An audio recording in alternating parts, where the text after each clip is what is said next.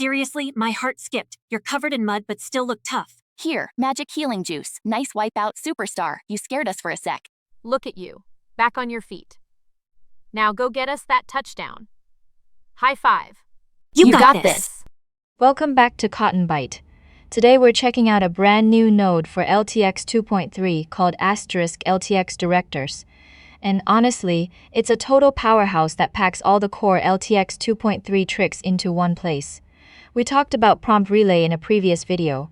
That node lets you spread different prompts across a video's timeline. Well, LTX Director can do way more than that.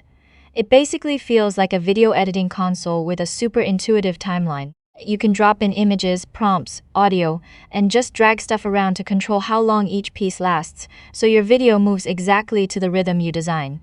In that sense, Prompt Relay is more like a director's assistant, while LTX Director is the full-on director's desk with crazy control. The workflow runs on *Runninghub. That's an online community where creators and power users hang out, swap inspiration, and mess around with all kinds of AI tools.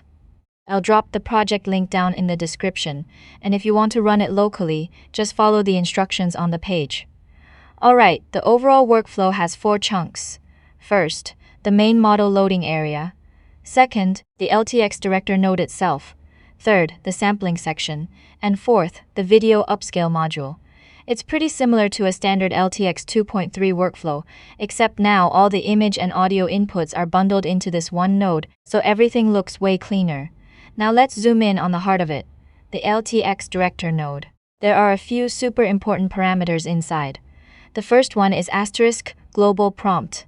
This describes the overall vibe of your whole video, what kind of characters, setting, or style you want. Some of you might open the workflow and not see it. That's because it's hiding in the settings.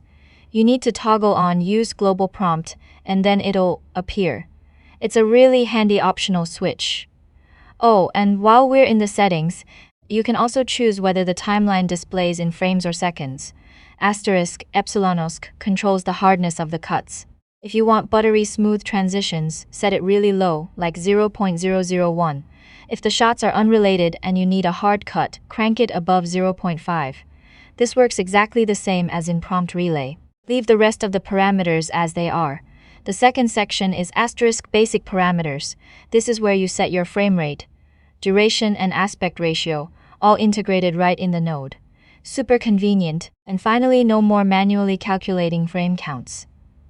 The resize method helps you decide how the video aligns when your reference image doesn't match the aspect ratio you set. The third part is *timeline data. Here you can freely upload images, audio, and text, prompt-only clips. Just drag to set the start and end point of each clip and lock in how much timeline it takes up. So from here you can do text to video, image to video, or a mix of both. Text plus images feels a lot like creating a video with a start frame, end frame, and in-between frames. Now, if you're using your own uploaded audio, you need to turn on *custom audio* and make sure the node's combined audio output is connected to the video result block. If you want LTX to generate the audio itself, then turn custom audio off and connect LTX's audio output instead. That little play button lets you preview clips as you scrub the timeline. Super useful for lining up audio with the visuals. The fourth part is *local prompt. You click on a clip, type in a prompt below, and you just need simple camera movements and action descriptions. Natural language is totally enough. I tested a few short videos with this setup, and honestly, the results were really solid. My process was, I first generated images in RHTV using GPT Image 2, then arranged them into a multi-grid. After that, I used the Canvas's built-in tools to slice them up and create the storyboard images. One thing to remember, when you're prompting for a 2x2 grid, describe the whole grid scene without clear panel borders. Otherwise, you'll end that dinosaur storyboard here. After cropping, just like that dinosaur storyboard here, then I drop all the images in. Or in cases like this digital human singing example, I only put in a few images and increase the frame count, which helps boost character consistency. A nice way to patch up LTX 2.3's weakness in that area. Now, in this multi-person dialogue test, I noticed that if you ask for dialogue and physical action in the same prompt, the model really struggles. Here, magic healing juice. Nice wipeout superstar. You scared us for a sec.